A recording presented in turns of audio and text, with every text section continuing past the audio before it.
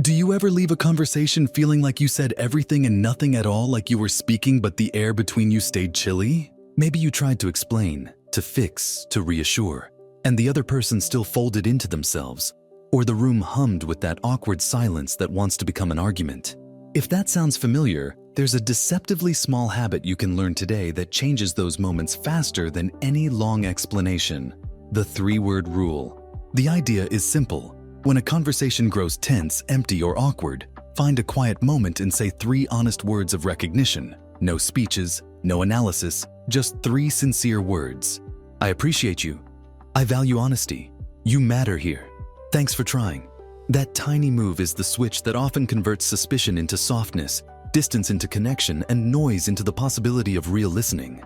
In this video, I want to teach you a single, compact framework for using those 3 words reliably, explain the psychology that makes this work, and give you practical scripts in a short 7-day practice so you can see the change in a week. By the end, you'll have one clear habit you can use immediately. The kind of tool that is tiny to perform but disproportionately large in effect. First, why 3 words? Why not 2 or a long reassurance? 3 things happen when you compress support into a short, precise phrase. 1. Brevity reduces defensiveness. A long explanation or a stream of advice activates our instinct to explain ourselves back, to defend. Short statements are harder to rebut. They land and allow the other person to receive without immediately needing to respond. 2. 3 words are cognitively light for both speaker and listener.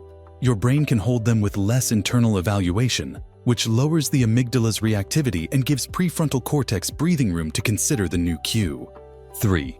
3 words are ritual-sized. They're small enough to be done spontaneously, yet large enough to carry intention. That balance, tiny ritual, conscious intent, is what makes the phrase act as a social reset.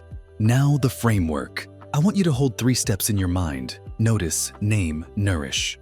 Notice means spotting the friction. Your palms go warm, sentences shorten, eye contact slides away. Name is the 3-word utterance, a concise, authentic recognition that names a human truth about the person in front of you. Nourish is the follow-through, a neutral action or question that keeps the new softness alive. For example, a pause, a simple gaze, or an open-ended, "How do you feel?" The sequence is meant to be quick. You notice the moment, you deliver the 3 words, and you give a gentle opening for continuation that isn't heavy. Practice it once and you'll see how different it feels compared to saving up a speech. Let me give you precise examples for the most common, painful situations. If the scene is a heated disagreement with a friend, voices rising, a familiar old script of blame, notice the spike in reactivity, breathe, and offer 3 words that honor something true. I hear you, I value this, or I trust your heart. These 3 words are not about conceding. They're about acknowledging the other person's humanity and intent, which reduces the perceived threat and often calms the fight reflex. In a workplace meeting where someone defends a shaky idea and the room is ready to pounce, a 3-word affirmation like, "Good point, thanks," or "Appreciate the effort" does 2 things. It short-circuits public shaming and models curiosity instead of contempt, inviting the team to consider ideas rather than slaughter them. If you're parenting and your teen slams a door or offers a curt reply, the 3-word rule becomes a lifeline. "I love you," "I'm listening now," or "You tried hard," can lower the child's emotional climate and make them more available for real conversation later. In moments of grief or vulnerability, 3 words can be the difference between avoiding and supporting. "I'm here," "You matter," or "I'm with you" are small tokens of presence that land powerfully when full sentences would fumble. You'll notice every example I give is not empty flattery. The secret is truth and specificity. If you say, "I appreciate your honesty," but you don't mean it, it rings hollow. The 3-word rule only works when it's sincere. So how do you find the right phrase on the spot? Use the 3-word checklist. Person, action, value. Person equals sign who you are addressing, even silently. You. Action equals sign the observable thing the person did or felt, shared that truth, kept showing up, took the risk. Value equals sign the quality you want to affirm. Brave, thoughtful, important. Combine them into 3 words. It can be literal, "You were brave," or a short phrase, "Appreciate your honesty." Don't overthink it. Say it slowly with eye contact and a downward breath before you speak.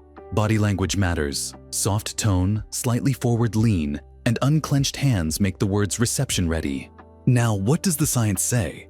There's a set of robust findings across social psychology and neuroscience that explain why tiny affirmations change interpersonal dynamics. Micro-affirmations, brief acknowledgments of someone's contribution or value, create psychological safety, which in turn increases openness and reduces conflict escalation. Biologically, verbal recognition reduces stress markers and can nudge oxytocin release, the neurochemical that supports trust and affiliation.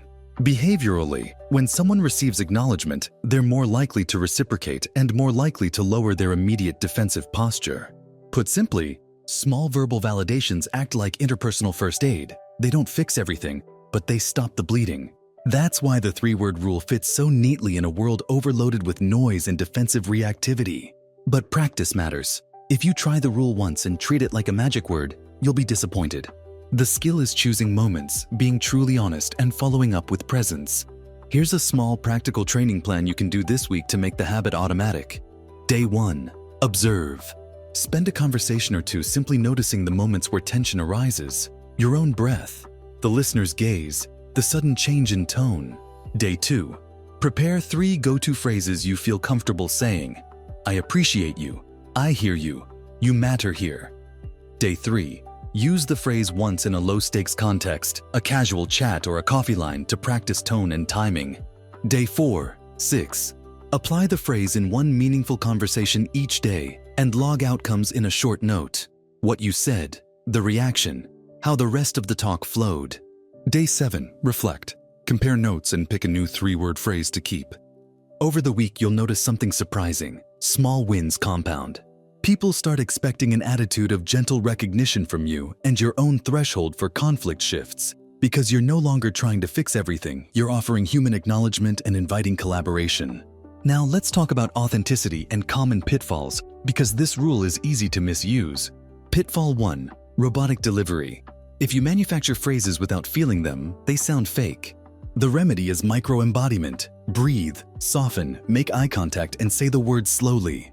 Pitfall 2. Using 3 words as manipulation. Praising to get something. That backfires when the person senses instrumental motive. The rule must come from a place of actual recognition, not a coaching hack to gain favor. Pitfall 3. Thinking 3 words replace accountability. If someone behaves harmfully, 3 words of recognition are not a substitute for necessary boundaries or consequences. Use them to lower heat and preserve dignity, then do the real work. To make this concrete, here are ready-to-use scripts you can memorize. Short 3-word lines for common contexts. For tense disagreements, I hear you, I see you, I respect that. For vulnerability, thank you sharing, you're not alone, I'm with you.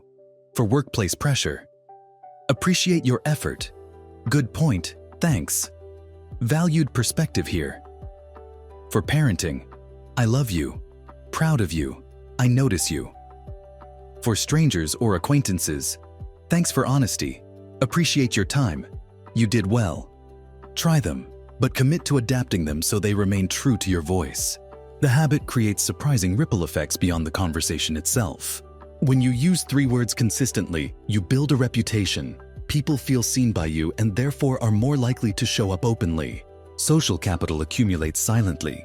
You'll be the one people trust to speak gently and honestly. There's also an internal benefit. Practicing brief appreciation trains your attention to find the good in moments it would otherwise ignore.